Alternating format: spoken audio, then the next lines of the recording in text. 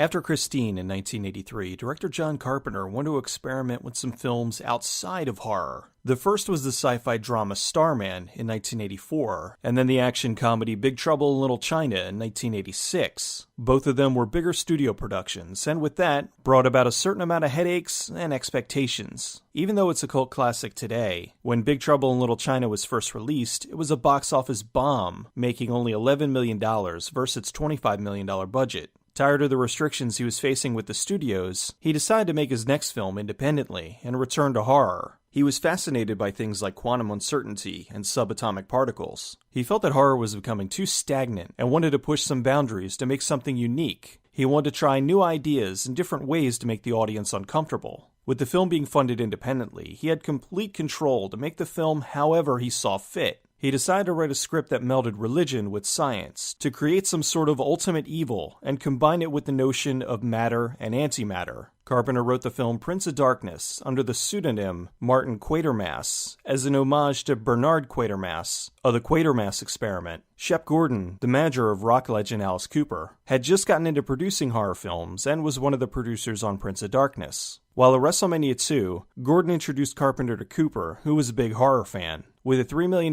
budget and a roughly 30-day shoot, the movie was underway. To keep costs down, Carpenter hired people he had worked with before, like Donald Pleasance and Victor Wong. He also made sure that every effect could be done in camera, because they couldn't afford to do the effects in post. The movie also has yet another amazing score from John Carpenter and Alan Howarth. The church was an abandoned church in downtown LA. The lobby was the lobby of the real location, but everything else inside was a set. The college was USC, where Carpenter went to film school. They were only allowed on campus to shoot for one day. The halls in the chapel underneath the church was a deserted resort in Long Beach that was used for many different movies. The place was so dilapidated they had to be extra careful because it was falling apart around them. The impending eclipse and the moon over the church were both matte paintings. While working on some of the effects, Alice Cooper stopped by the set. Carpenter had seen his live show and loved the gag where he impales someone with his mic stand. He asked him if they could use it in the film, only modified it to be part of a bike. Cooper agreed as long as he could have a part in the movie. Carpenter was excited, and rather than just give him a cameo, he cast him as the leader of the street people. The chamber of the son of the anti-god is essentially a giant lava lamp with plexiglass blades inside. For the liquid dripping upwards, they just flip the camera. The mark that appears on Kelly's arm is the insignia of Blue Oyster Cult. Robert Grasmere, who played Frank, was also the visual effects supervisor on the film. He had the honor of dying twice, as well as having one of the movie's most memorable lines.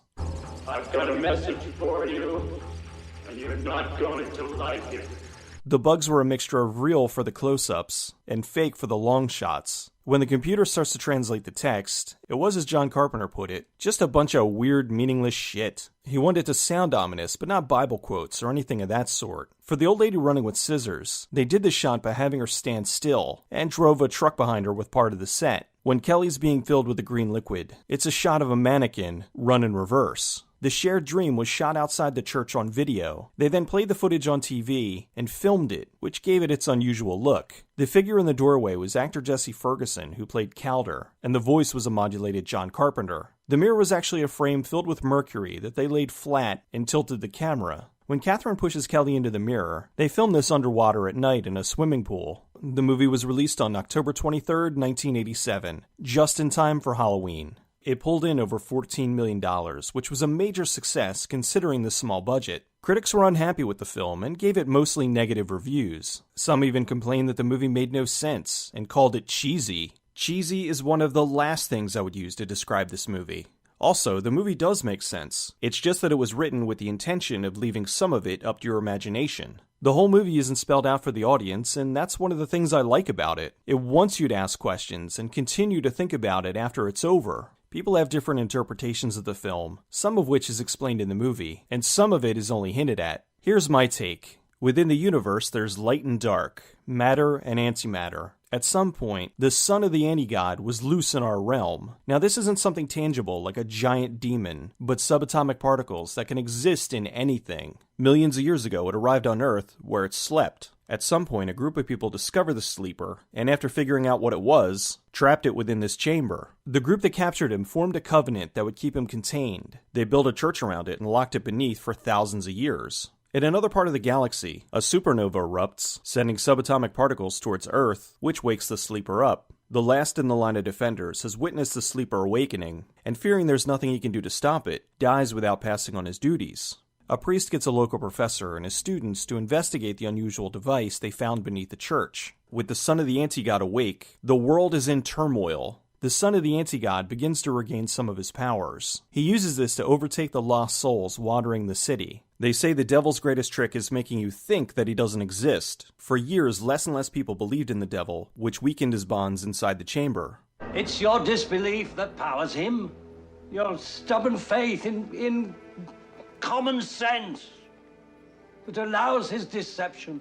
The priest wants to translate the texts and prove scientifically that the devil exists. In doing so, it'll strengthen his prison and hopefully make him go back to sleep. As they do this, they unwittingly allow the son of the anti-god to begin his escape. While this is happening, someone in the future is sending messages back to the group within their dreams to warn them. With every new dream, it changes slightly, showing more of the future they need to stop. Kelly bumps part of the equipment, which marks her as a vessel the son of the anti-god will inhabit. The son of the anti-god infects members of the group, and the street people outside kill anyone who dares to try and leave. The infected release the fluid into Kelly, and she becomes the host for the son of the anti-god. When the sleeper says, "You will not be saved by the god plutonium," it means that our strongest weapon, a nuclear bomb, will not stop him. It tries to bring the anti-god over into our realm, but Catherine sacrifices herself to stop it. The priest smashes the mirror, closing the entry to our world. The survivors escape, and Brian begins to have the transmission dream, only now he sees Catherine. Wanting to save her, he tries to reach through the mirror, and then it cuts to black. The whole movie, especially the ending, is open to interpretation. As he's looking through the mirror, we see a supernova poster on the wall. Doesn't it resemble the face of the devil? Rather than a reflection, couldn't this be him looking into our realm? Did Brian get a transmission from Catherine, or was it just a dream?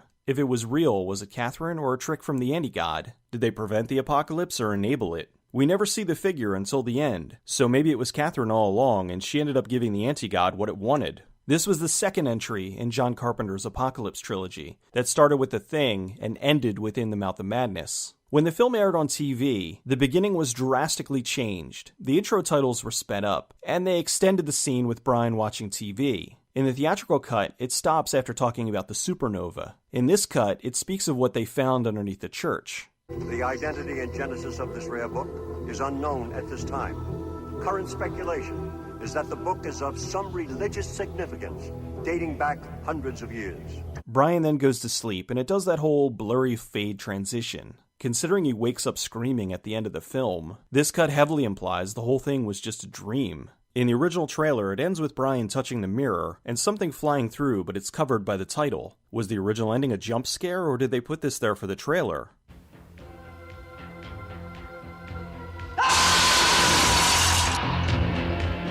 I can't understand how anyone can't see this film as scary. The visuals, the foreboding music, the gradual increase in dread. This movie is nothing short of unsettling. This is one of Carpenter's most unappreciated films, and shows just how much creativity he can deliver when given full control. Prince of Darkness is one of the scariest, most bizarre horror films ever made. It's intentionally uncomfortable and refuses to hold your hand. It demands the audience to try to deconstruct the film and to think outside the usual horror conventions. It doesn't explain what's real and unreal. It doesn't have traditional villains and heroes. According to John Carpenter, even he doesn't have the full explanation. The movie, much like the son of the anti-god, has infected our world and has taken on a life of its own.